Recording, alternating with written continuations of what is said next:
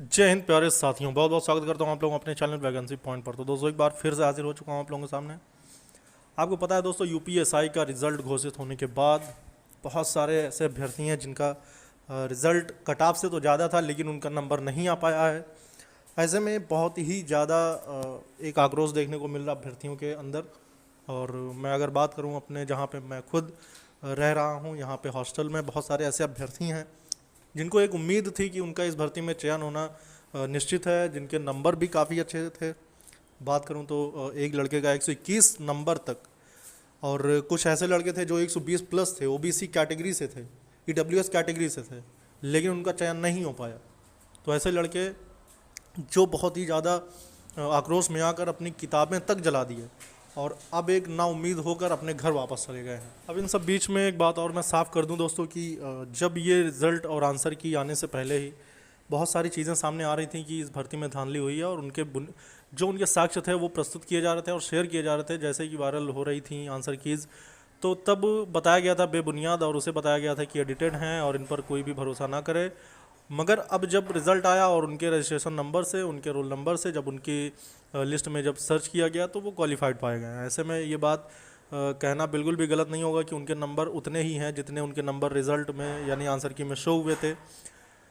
तो ऐसे में अब चीज़ें जो जो भी हैं अभी सामने आ रही हैं कि धांधली तो बड़े पैमाने पर हो ही गई। तो अब अभ्यर्थियों की मांग है कि जो रिज़ल्ट घोषित हुआ है ये गलत घोषित हुआ है। नॉर्मलाइजेशन में बहुत सारे अभ्यर्थियों के साथ अन्याय हुआ है और उन अभ्यर्थियों को के नंबर काट लिए गए हैं जिनके नंबर सही थे और जो सही तैयारी करके, और ऐसे अभ्यर्थी जो कि 110, 115 तक के थे, 120 नंबर तक के थे, उनके नंबर तो कम किए गए हैं, लेकिन जो 130 प्लस हैं, 140 प्लस हैं, 150 प्लस हैं, उनके नंबर में कोई भी कटौती नहीं की गई है। तो कटौती करने की ज़रूरत थी उन नंबरों में जो कि बहुत ज़्यादा हाईएस्ट थे, और नंबर बढ़ाने की ज़रूरत थी जो कि एवरेज में थे, 120 थे, 115 थे, या फिर 110, 105 तक की बात करी जाए। तो ऐसे में बिल्कुल सरासर नॉर्मलाइजेशन में गड़बड़ी पाई गई है, और ये उम्मीद थी अभ्यर्थियों को कि जो धांधली हुई है, और बहुत सारे ऐसे लोग थे जो मुझसे जुड़े हुए थे और जो कि सीएम योगी आदित्यनाथ से बड़ी उम्मीद लगाए थे कि बाबा जी का बुलडोजर जो है वो इनके नंबर्स पर चलने वाले हैं और इनकी कटौती की जाएगी। लेकिन ये चीज़ें सामने ना आने की वजह से अभ्यर्थियों में काफ़ी ज़्यादा निराशा है, और एक उम्मीद अभी भी है कि बाबा योगी आदित्यनाथ इस पर कोई बड़ा फैसला लेंगे, इस पर एक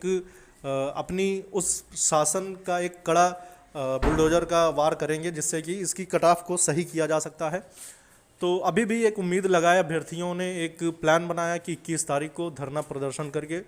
इस बात के लिए और इस अन्याय के लिए आवाज़ उठाएंगे और नॉर्मलाइजेशन को सही तरीके पर करके उन अभ्यर्थियों को मौका दें जो कि इस भर्ती में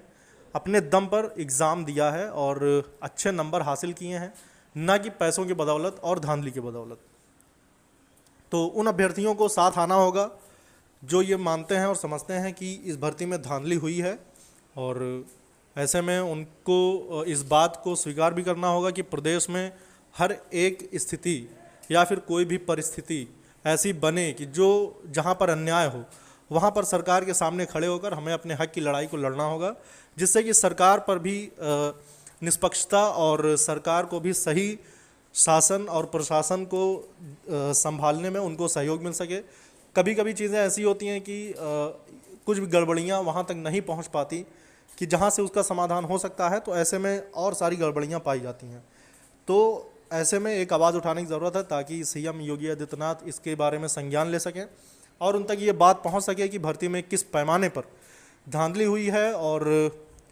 अब उसमें किन लोगों का हाथ है। जबकि आपने देखा ही है कि इसके पहले वीडियो एग्ज़ाम में धांधली पाई गई थी, उस भर्ती को निरस्त किया गया। यूपी टेट परीक्षा में धांधली पाई गई, उसको भी निरस्त किया गया। अब अगर इसी तरह यूपीएसआई में धांधली पाई जाएगी तो बाबा जी से उम्मीद यही है कि वो इस पर कड़ा से कड़ा फैसला करेंगे और उन अभ्यर्थियों के साथ न्याय ज़रूर करेंगे जो कि उनके प्रदेश से हैं और उस लेवल पे हैं कि वो अपने आप में एक ये दावा करते हैं कि हाँ वो यूपीएसआई बनने के काबिल हैं, जबकि वो धांधली में नहीं यानी पैसों के दम पर नहीं, अपनी मेहनत के बलबूते इस भर्ती में शामिल होना चाहते हैं। तो दोस्तों आप लोग अपना सहयोग बनाएं और ज़्यादा से ज़्यादा इस बारे में आवाज़ उठाने की कोशिश करें, और कोई भी अपडेट आती है या फिर इससे रिलेटेड कोई भी और जानकारी देनी होगी तो मैं अपने वीडियो चैनल के माध्यम से आप तक पहुंचाऊंगा। तो इसलिए चैनल से जुड़ जाना और वीडियो को ज़्यादा से ज़्यादा लाइक और शेयर करना है। इस वीडियो में इतना ही दोस्तों, फिर मिलेंगे दूसरी वीडियो में नई अपडेट के साथ। जय हिंद, जय भारत।